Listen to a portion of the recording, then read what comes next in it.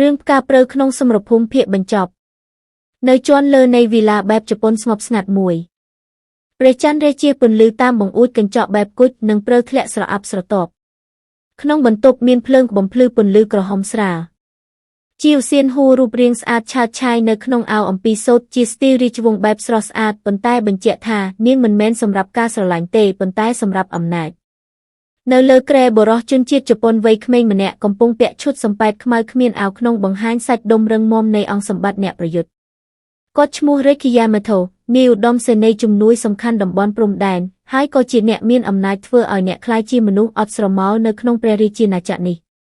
ជាវសៀនហួរសំឡេងទន់យកចិត្ត Ricky-sama ខ្ញុំមិនត្រឹមតែសុំជំនួយទេ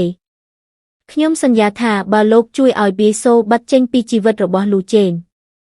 ខ្ញុំនឹងព្រមតាមលោកគ្រប់យ៉ាងឲ្យតែលោកត្រូវការនាងយកដៃទៅដាក់លើទ្រូងគេបង្ហាញនៅក្រមពិចារណានិងភាពចេះធ្វើរេខមើលនាងជាមួយភ្នែកស្ងៀមត្រជាក់មិនបានប្រកាសអ្វីទេប៉ុន្តែខណៈនាងខិតជិតចូលទៅជិតគាត់ចាប់ដៃនាងឲ្យស្ថិតនៅជាប់នឹងទ្រូងគាត់ហើយថាខ្ញុំមិនចាប់អារម្មណ៍លើទង្វើបែបនេះទេប៉ុន្តែបើនាងអាចធ្វើឲ្យខ្ញុំសប្បាយចិត្តបាននៅយប់នេះខ្ញុំនឹងពិចារណាជាវសៀនហួរញញឹមពាក់កណ្ដាលខណៈបេះដូងនាងលេចផ្លែផ្កាដូចមិនដឹងថានឹងឈ្នះចាញ់នៅលើគ្រែអារម្មណ៍ជាប់ចងមិនមែនដោយក្តីស្រឡាញ់ទេប៉ុន្តែដោយក្តីចង់ឈ្នះនៅខាងក្រៅរានហាលនៃភូមិគ្រឹះលោកសេនាប្រមុខពន្លឺព្រះច័ន្ទពេញបរមីពួកគេនៅទីនោះសេចក្តីស្រឡាញ់ពិតប្រាកដកំពុងកើតលេចឡើងចេញជារូបរាងរវាងពីសូនិងលូជេនប៉ុន្តែពួកគេមិនដឹងថានឹងមានការច្រឡំដ៏ធំមួយដែលនឹងបំរុងនឹងជ្រៀតចូលទំនាក់ទំនងរវាងពួកគេនាពេលខាងមុខព្រឹកមួយក្នុងបន្ទប់យោធាចម្ងាយពីបន្ទប់ព្យាបាលប៉ុន្តែស្ទើរតែជាប់ជាមួយវាលសមរភូមិប្រជុំសៀនហួរដែលអះអាងថាមានកិច្ចការសំខាន់បន្ទាន់ដែលគួរត្រូវស៊ើបអង្កេតនាងបានប្រាប់លូជេនដែលអង្គុយជាប់ខាងមុខថាទទួលបានសេចក្តីប្រកាសនេះពីឯកសារដែលបានលួចចេញពីសមរភូមិជប៉ុនពីសូគឺជាអ្នកបញ្ជូនព័ត៌មានទៅ Ricky Yamato តើសេចក្តីស្រឡាញ់គួរលើសេចក្តីស្មោះត្រង់ជាតិដែរឬទេនាងដាក់ឯកសារដ៏សំខាន់មួយលើតូកន្លែងដែលបង្ហាញពីចម្លងអត្ថបទដែលអះអាងថាពីសូធ្លាប់ធ្វើសញ្ញាសម្ងាត់ជាមួយរដ្ឋាភិបាលជប៉ុនលូជេនដែលស្គាល់ពីសូមិនទាន់ប្រាកដតែមើលឯកសារហើយផ្ទុយពីដែលគេចង់គាត់ស្ងៀមស្ងាត់មុខខឹងហើយភ្នែកដូចជាផ្ទុះឡើងជារលក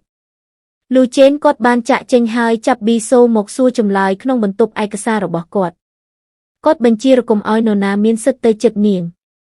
ប៊ីសូដែលបានត្រូវហៅមកសួរសំណួរមុខរបស់នាងមានភាពស្ងប់ស្ងាត់មិនបាននិយាយអ្វីច្រើនទេតែភ្នែករបស់នាងស្រពោនមើលទៅលូជេនដូចជាមិនជឿប៊ីសូសំឡេងស្ងប់តែស្រួលបញ្ចេញកម្ដៅខ្ញុំនឹងត្រូវបញ្ជូននាងទៅបង្ខាំងទុកនៅជីក្រុងមួយរយៈរងចាំការស៊ើបអង្កេតនាងសើចបែបអស់សង្ឃឹមទីតាំងមាត់ភ្នំខាងកើតនៅក្រៅរដ្ឋធានីជីឃុំជាប់ចោតសង្ស័យជនបង្កប់ប៊ីសូចង់ដៃដោយខ្សែទងទឹកដើរតាមការដឹកនាំរបស់កងទ័ព2-3នាក់របស់លូជេនសម្លៀកបំពាក់នាងតូទឹកជាប់ទឹកភ្លៀងធ្វើឲ្យរាងស្លេមរបស់នាងបង្ហាញឡើងលីលំនឹងការឈឺចាប់និងអស់កម្លាំងប៊ីសូគិតក្នុងចិត្តលូជេនលោកពិតជាមិនស្គាល់ខ្ញុំទេតើរឿងរបស់យើងកន្លងមកគ្រាន់តែជាសុបិនមួយរាត្រីរបស់លោកមែនទេយោធាដើរតាមក្រោយសំឡេងបាតជើងលើដេសាមតែពេលមកដល់ផ្លូវជ្រៅព្រៃមួយសំឡេងមួយត្រឡប់ចេញពីព្រៃ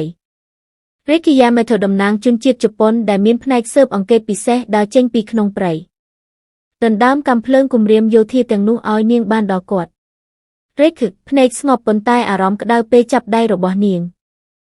សូមអភ័យទោសស្រីស្អាតប៉ុន្តែប្រទេសរបស់អ្នកពិតជាមិនស្គាល់តម្លៃរបស់អ្នកទេខ្ញុំនឹងនាំអ្នកទៅកន្លែងដែលគេមើលឃើញតម្លៃរបស់អ្នកប៉ុន្តែខ្ញុំសង្ឃឹមថាអ្នកនឹងពេញចិត្តទីកន្លែងរបស់ខ្ញុំសម្រាប់អ្នកពីសូស្ដាប់ចប់ព្យាយាមរត់គេចតែគាត់លើកនាងលីដាក់លើស្មានាងខំស្មាគាត់នៅតែមិនព្រមប្រឡែងនាងហើយដើរកាត់ភ្លៀងសម្ដៅចូលក្នុងរថយន្តទាហានរបស់គាត់ទីតាំងបន្ទប់ធ្វើការរបស់លូជេនក្នុងដៃគាត់កំពុងកាន់សំបុត្រមួយអមជាមួយទឹកមុខមួម៉ងជាខ្លាំងដោយសេចក្តីសម្បត្តិបញ្ជាក់ពីហេតុការណ៍ដែលរេខបានរំដោះពីសូយកទៅលូជេនមើលសម្បត្តិក៏ដូចជាភ្នែកត្រចៀកមិនស្ដាប់អ្វីនោះទេគាត់និយាយតែប៉ុន្មានពាក្យនាងជ្រើសរើសគេដូចខូចចិត្តព្រោះបាត់ស្នេហ៍មិនមែនអារម្មណ៍ដែលជនសង្ស័យត្រូវបានរំដោះ គ្រាបន្ទាប់ពេលដែលពីសូភ្ញាក់ពីការសន្លប់មួយគ្រាព្រោះការអស់កម្លាំងនាងក្រោកឡើងសម្លឹងមើលជុំវិញបន្ទប់ចម្លែកការរៀបចំតាមបែបប្រទេសជប៉ុនទំនើបវាមានសណ្ដាប់ធ្នាប់និងស្រស់ស្អាតសម្លៀកបំពាក់របស់នាងត្រូវបានប្ដូរដូចសម្លៀកបំពាក់របស់ស្ត្រីឋានៈខ្ពស់របស់ជនជាតិជប៉ុនគ្រានោះភ្នែករបស់នាងបើកធំបន្ទាប់ពីរាមកដល់ទីតាំងមួយគឺគាត់រេកអង្គុយនៅលើកៅអីជិតនោះកំពុងសម្លឹងមកមើលនាងដោយកែវភ្នែកស្រទន់មិនធ្លាប់មានពីមុនមកដៃរបស់គាត់ដាក់លើប្រអប់ថ្នាំលាងរបួសគាត់ងើបដើរមកជិតនាងដែលកំពុងអង្គុយលើគ្រែជាមួយប្រអប់នោះពីសូសួរលោកមានបំណងអ្វីគាត់ឆ្លើយខ្ញុំដឹងថានាងជាអ្នកគ្រូពេទ្យដែលមានជំនាញល្អសូមពិនិត្យនិងព្យាបាលរបួសដែលនាងបន្សល់ទុកឲ្យខ្ញុំកាលពីថ្ងៃនិយាយបណ្ដាគាត់អោនមុខមកជិតនាងបណ្ដានាងបដិសេធមិនអាចទេខ្ញុំនឹងមិនព្យាបាលមនុស្សអាក្រក់ទេគាត់គំរាមនាងបើមនុស្សប្រុសស្រីនៅក្នុងបន្ទប់តែ2នាក់ម្នាក់មិនមែនជាអ្នករបួសនិងម្នាក់ទៀតមិនមែនជាគ្រូពេទ្យអញ្ចឹងមានតែពួកគេជានិយាយមិនទាន់ចប់នាងកាត់គាត់បានខ្ញុំនឹងលាងរបួសឲ្យលោកភ្លាមគាត់សើចស្រួល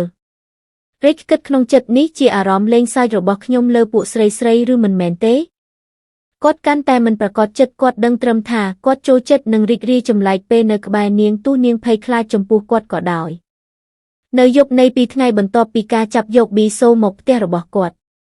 យប់នោះរេគឺត្រឡប់មកពីការជប់លៀងមានក្លិនស្រាជាប់ខ្លួនគាត់សម្រុកចូលទៅក្នុងបន្ទប់របស់ប៊ីសូគាត់បិទទ្វារទាំងស្ងៀមមាត់មិននិយាយសូម្បីពាក្យមួយម៉ាត់ក្នុងបន្ទប់មានពន្លឺភ្លើងស្រាលបន្លាយពីជ្រុងបង្អួចរេគឺមើលទៅកាន់នាងជាមួយភ្នែកដែលពោពេញដោយអារម្មណ៍ពុះកញ្ជ្រោលដៃគាត់លឿនកាន់ដៃនាងមិនមែនដោយអំណាចទេប៉ុន្តែដោយការស្នេហាដែលគេកំពុងតែខឹងខ្លាំងជាមួយខ្លួនឯងរេគឺសំឡេងទន់តែចាស់សម្ពាធមកទីនេះខ្ញុំមិនចង់ឃើញអ្នកឈឺចាប់ទៀតទេមកធ្វើជាស្ត្រីរបស់ខ្ញុំសន្យានឹងការពារអ្នកនាងបើកភ្នែកធំដោយចិត្តរន្ធត់នាងនិយាយដោយសំឡេងភិតភ័យរេខខ្ញុំសូមអភ័យទោសប៉ុន្តែបេះដូងរបស់ខ្ញុំបានប្រគល់ឲ្យបុរសម្នាក់តាំងពី5ឆ្នាំមុនមកម្លេះខ្ញុំមិនមានសល់កន្លែងសម្រាប់អ្នកផ្សេងបានទេគាត់នាំនាងទៅជិតជញ្ជាំងស្មារបស់គាត់ស្ទើរប៉ះស្មារបស់នាងគាត់និយាយទៅកាន់នាងតែនាងនឹងត្រូវឈឺចាប់ព្រោះគេជ្រើសរើសយកការមិនជឿជាក់លើអ្នកនាងឆ្លើយខ្ញុំដឹងតែខ្ញុំមិនចង់កុហកបេះដូងខ្លួនឯងទេរេគឺមានអារម្មណ៍ខូចចិត្តយ៉ាងខ្លាំងព្រោះមនុស្សស្រីសម្រាប់គាត់ត្រឹមជាការកំសាន្តអារម្មណ៍មិនមានន័យអ្វីទាំងអស់ហេតុអ្វីនាងធ្វើឲ្យបេះដូងគាត់ឈឺចាប់ម្លេះគាត់ដកដៃចេញពីនាងយឺតហើយដើរចាក់ចេញទៅរេគឺបន្តអង្គុយនៅបន្ទប់ទទួលភ្ញៀវសំឡេងទូរស័ព្ទបានបន្លឺឡើងគាត់ដើរចេញទៅទទួលនោះគឺសៀនហួរនាងប្រាប់ឲ្យគាត់សម្លាប់ប៊ីសូឲ្យនាងរេគឺឆ្លើយតបយ៉ាងខ្លីប៊ីសូមិនអាចស្លាប់បាននៅពេលនេះនាងស្ដាប់ហើយមិនពេញចិត្តជាខ្លាំងតែមិនអាចធ្វើអ្វីបាននៅពេលរាត្រីមួយនៅក្នុងរោងសាលល្បីមួយមានកម្មវិធីជប់លៀងដ៏ធំស្ថិតនៅកណ្ដាលទីក្រុងព្រះច័ន្ទនិងផ្កាយពន្លឺរលោងដូចរនាំងអំណាចបំភ្លឺលើបន្ទប់ទាំងមូលពិធីសម្ពោធនៃបណ្ដាញអ្នកចំនួនថ្មីបានក្លាយទៅជាការបង្ហាញសន្តិភាពអន្តរជាតិហ្វូងមនុស្សនិងភ្នែករបស់អ្នកគ្រប់គ្នាផ្ដោតទៅលើបុរសវ័យក្មេងកំពូលម្នាក់របស់ជប៉ុនរេគីដែលកំពុងដើរចូលមកជាមួយនារីស្អាតម្នាក់ក្នុងអាវរាត្រីក្រហមយ៉ាងស៊ីតស៊ីគឺប៊ីសូរេគីចាប់ដៃនាងយ៉ាងស៊ប់នឹងឲ្យអារម្មណ៍ថ្នាក់ថ្នមដល់នាងមិនបានទទួលយកការស្រឡាញ់របស់គាត់ទេប៉ុន្តែពេលនេះនាងស្ថិតក្នុងការបង្ហាញខ្លួនជាផ្លូវការទោះបីបេះដូងនាងនៅមានបុរសម្នាក់ទៀតក៏ដោយក៏នាងត្រូវទៅតាមសកម្មភាពនៃផែនការដែលនាងមិនអាចគេចផុតបាននៅចំហៀងផ្សេងនៃបន្ទប់មនុស្សម្នាក់ដែលនាងមិនគិតថានឹងមកលូជេនឈោស្និតជើងនឹងសៀនហួរគូដណ្ដឹងជាផ្លូវការរបស់គាត់ស្លៀកខោអាវខ្មៅដ៏ខ្ពង់ខ្ពស់បើមើលពីក្រៅគាត់ដូចជាបង្រួបចិត្តគ្មានអារម្មណ៍ប៉ុន្តែភ្នែកគាត់មើលទៅលើពីសូជាមួយអារម្មណ៍ដែលគេចមិនអាចលាក់បានលូជេនរអ៊ូក្នុងចិត្តស្ត្រីដៃគូរេគឺអីចឹងមែនទេនារីអីចូលចិត្តដើររាយមុនស្នេហ៍ដាក់បរោះគ្រប់គ្នាមិនថាជាជាតិសាសន៍អ្វីក៏មិនលើកលែងសៀនហួរដកដង្ហើមយឺតគិតក្នុងចិត្តចាំមើលទៅថានៅពេលគាត់រើសយកនារីម្នាក់ដែលគ្មានវង្សត្រកូលបែបនេះតើគ្រួសារនិងប្រជាជនរបស់គាត់នឹងគិតយ៉ាងដូចម្តេចតើជាផែនការរបស់គាត់ឬជាអ្វីឲ្យពិតប្រាកដកម្រិតអារម្មណ៍នៅក្នុងបន្ទប់កើនឡើងដូចភ្លើងដុតលើផ្ទាំងទឹកកកពីសូស្គាល់នៃភ្នែកលូជេនថាគាត់កំពុងខឹងនឹងនាងយ៉ាងខ្លាំងរេកអោនមកចិត្តត្រជាក់របស់នាងអ្នកគួរតែជ្រើសរើសគេអ្នកនឹងឈឺចាប់ជារៀងរហូតបើអ្នកជ្រើសខ្ញុំអ្នកនឹងមានសុភមង្គលនិងសេរីភាព ពីសូភ្នែករន្ធត់ជ្រៅគិតរអ៊ូក្នុងចិត្តសូមព្រះជាម្ចាស់ជួយបំបាំងកាយឲ្យខ្ញុំរួចផុតពីពួកគេទាំងអស់គ្នានេះផងខ្ញុំចង់ធ្វើជាគ្រូពេទ្យបន្តមានអ្នកជំងឺជាច្រើននៅរោងចាំខ្ញុំហើយពេលណាទើបផុតពីភាពរញ៉េរញ៉ៃទាំងអស់នេះបានព្រះជាម្ចាស់អើយជួយខ្ញុំម្ចាស់ផងពេលយប់ហួសម៉ោងជប់លៀងពីសូឆ្លៀតពេលដែលរេខជប់ចូលជែកជាមួយភ្ញៀវដទៃនាងបានគេចខ្លួនចេញពីបន្ទប់ភ្ញៀវដោយចង់នាំផ្លូវរត់ចេញពីទីកន្លែងនោះព្រមទាំងសម្ពាធជុំវិញនាងបេះដូងលោតញាប់ភិតភ័យខ្លាចគេចាប់នាងបាននាងកំពុងច្របូកច្របល់ដើរទៅគ្រប់ទីនាងរត់តាមរង្វង់ជណ្ដើរឡើងលើជាន់ខ្ពស់មួយដោយប្រញាប់ប្រញាល់ហើយចូលបន្ទប់អនាមិកមួយដោយមិនគិតពីអ្វីមុខក្រោយក្នុងខ្យល់រងានិងសំឡេងចង្វាក់តន្ត្រីចម្រុងពីពេរេប៊ីសូបិទទ្វារបន្ទប់ហើយបើកភ្លើងស្រអាប់ស្ដើងមួយនាងរកឃើញអាវសវែងរបស់បុរសក្នុងទូនៃបន្ទប់នោះនាងប្រញាប់ផ្លាស់ប្ដូរសម្លៀកបំពាក់ចេញចង្វាក់បេះដូងនាងបន្តលោតញាប់ពេលនាងផ្លាស់អាវរាត្រីចាស់និងស្លៀកអាវសាមញ្ញថ្មីនោះបានជិតពាក់កណ្ដាលស្រាប់តែមានសំឡេងស្រាលមួយបន្លឺឡើងសូមកុំប្រញាប់អីបើនាងចង់ឲ្យដៃខ្ញុំដូចអាចប៉ុនម្នាក់នោះវីសូងាកមកវិញបេះដូងទន្ទឹងស្ទើរដាច់ចេញពីទ្រូងនៅលើគ្រែជ្រុងបន្ទប់មានបុរសម្នាក់លើដៃរបស់គាត់កាន់កែវស្រាលូជេននាងភ្ញាក់ផ្អើលត្រឡប់មកសម្លៀកបំពាក់ពាក់កណ្ដាលរបស់នាងតែភ្នែកគាត់មិនបានគេចចេញពីនាងឡើយលូជេនមើលដោយភ្នែកស្ងប់ស្ងាត់តែដូចពេញចិត្តនឹងអ្វីដែលគាត់បានឃើញមុននេះបើសិនជាអ្នកគិតថាចង់ឲ្យដៃខ្ញុំដល់បន្ទប់អ្នកត្រូវតែយកចិត្តទុកដាក់និងមានភាពសិចស៊ីជាងនេះមិនមែនអត់ជាតិអីចឹងទេពីសូលន់សំឡេងស្ទាក់ស្ទើរខ្មាស់មិនដឹងខ្ញុំគិតថាគ្មាននរណានៅទីនេះទេហើយរូបរាងខ្ញុំមិនតាក់ទាញយ៉ាងម៉េចនាងកាន់ខោអាវចាស់ភ្លាមដើរលឿនសំដៅទៅរករឿងលូជេនប៉ុន្តែនាងដួលខ្លួនទាំងស្រុងទៅលើលូជេនខ្លួនរបស់ពួកគេត្រូវបានផ្ដេកទៅលើគ្រែលូជេនទន្ទិញសំឡេងទន់សូម្បីតែវិធីនេះក៏នាងនឹកឃើញដែរប្រហែលជានាងបដិញ្ញាចិត្តតាក់ខ្ញុំឲ្យបានហើយមើលទៅពីសូក្រឡប់មុខមិនមើលគាត់តែស្បែកផ្កាឈូកលើថ្ពាល់របស់នាងឆប់ទុះហៀឡើងនាងបំរុងងើបចេញតែគាត់យកដៃអោបចង្កេះនាងយ៉ាងណែនពួកគេក៏ជាប់មួយកន្លែងរហូតដល់មានសំឡេងនៅខាងក្រៅបន្ទប់លូជេនប្រញាប់ពន្លត់ភ្លើងហើយចាប់នាងផ្អឹបទៅនឹងជញ្ជាំងនាងយកដៃបិទមាត់នាងដៃរបស់គាត់ទល់នឹងជញ្ជាំងពេលនោះជ្រមុះលូជេននៅជាប់នឹងថ្ពាល់ពីសូគាត់យកអាវធំក្រៅរបស់គាត់ដណ្ដប់ឲ្យនាំនាងចាក់ចេញពីទីនោះដោយសុវត្ថិភាពប៉ុន្តែគាត់នាំនាងទៅណាក្នុងផ្ទះថ្មដូចស្ងប់ស្ងាត់មួយលាក់ខ្លួននៅចុងភូមិជាភ្នំខ្យល់ត្រជាក់បោះអំជាមួយពន្លឺព្រះច័ន្ទពេញវង្សនាងកំពុងដេកលើគ្រែឈើបុរាណកម្រាលក្រាស់បិទដៃបិទជើងខណៈលូជេនអង្គុយនៅក្បែរតម្រង់ភ្នែកមើលនាងភ្នែកគាត់អណ្ដែតពោពេញដោយភាពជោគជៀមនៃថ្ងៃកន្លងមកនិងអារម្មណ៍ដែលមិនដែលឲ្យនាងដឹងគាត់គ្រាន់តែមើលហើយដើរចេញទៅក្រៅបាត់នាងបន្តគេងដោយក្តីអស់កម្លាំង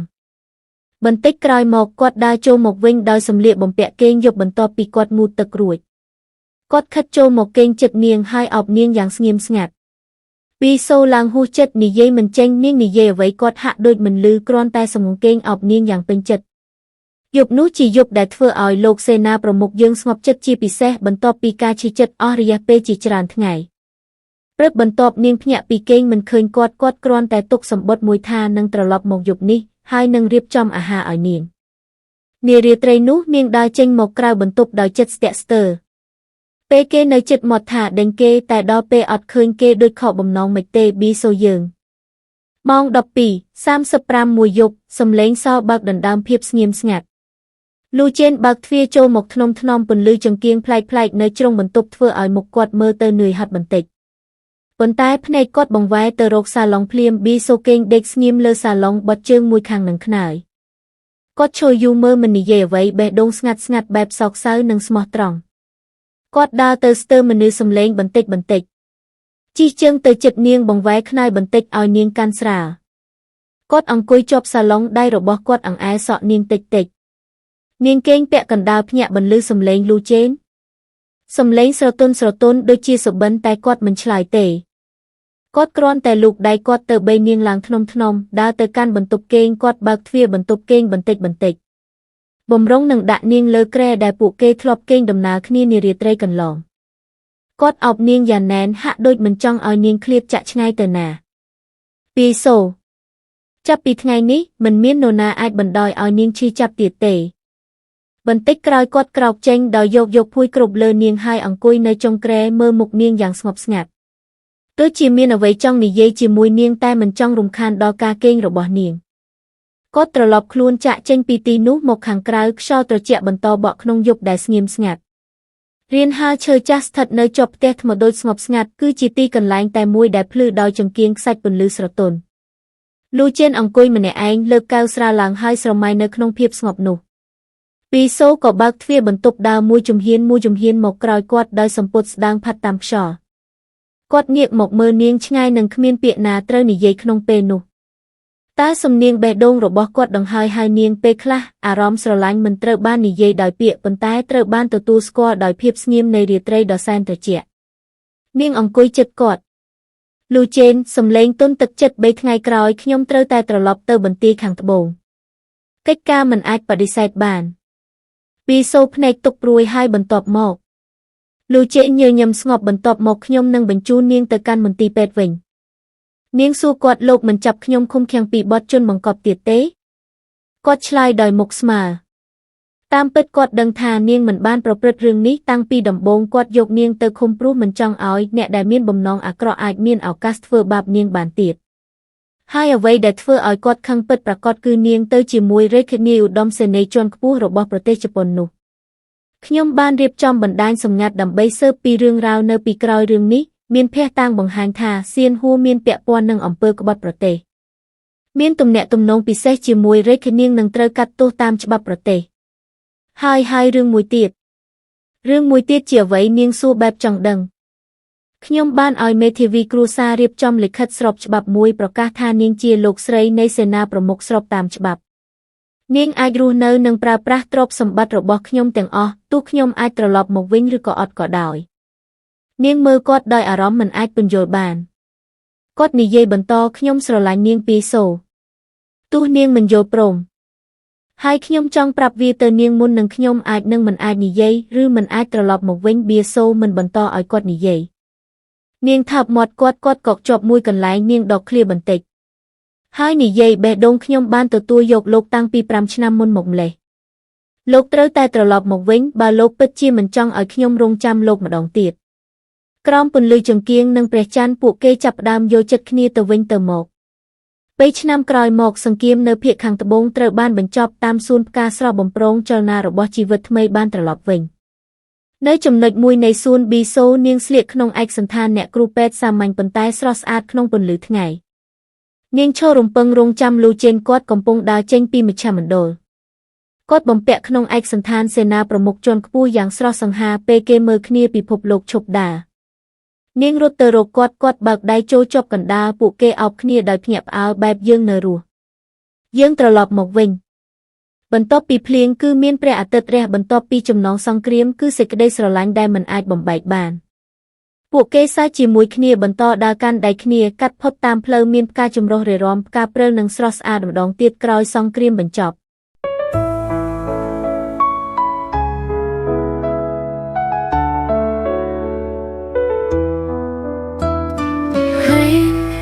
Has touched the corners of my heart, but love was never something I could keep. I kissed you only once in a fading glance, but the words I love you never reached my lips. In the silence of night, I searched for your meaning and asked myself, did you ever truly love me? The day I stopped waiting for you is the day my heart no longer beats forward. Eyes that once held hope will slowly close, but at the end of the road, you were the one still standing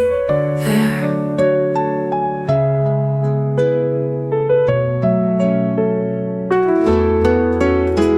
I shattered inside the day I left you, so many words unsaid buried beneath my pride. Your hands were like theirs, untouchable, distant. I had duty, loyalty, and the weight of war. That one night I held you in silence, because loving you meant letting go of myself. The day you stopped waiting for me was the day I finally lost my way. But when I returned, you were still there, waiting like the morning sun behind the rain.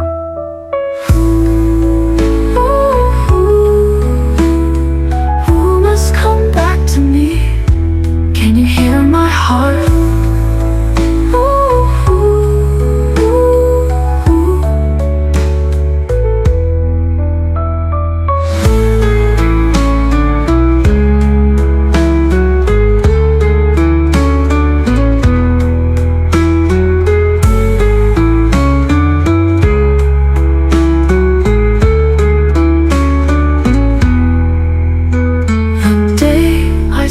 Waiting for you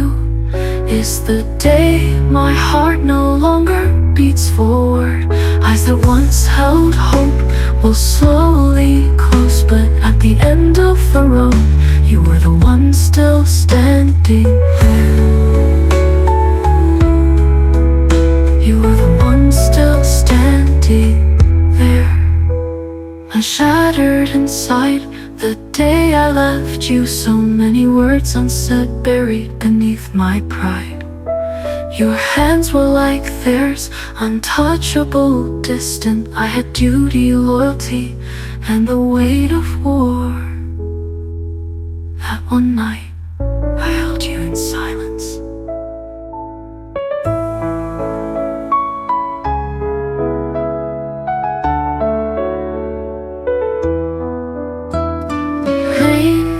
Has touched the corners of my heart, but love was never something I could keep. I kissed you only once in a fading glance, but the words I love you never reached my lips. In the silence of night, I searched for your meaning and asked myself, did you ever truly love me? The day I stopped waiting for you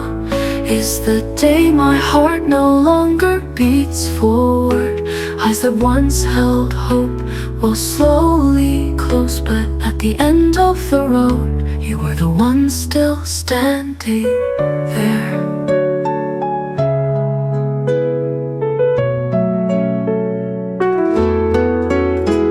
I shattered inside the day I left you, so many words unsaid buried beneath my pride. Your hands were like theirs, untouchable, distant. I had duty, loyalty, and the weight of war. That one night I held you in silence, because loving you meant letting go of myself. The day you stopped waiting for me was the day I finally lost my way. But when I returned, you were still there, waiting like the morning sun behind the rain.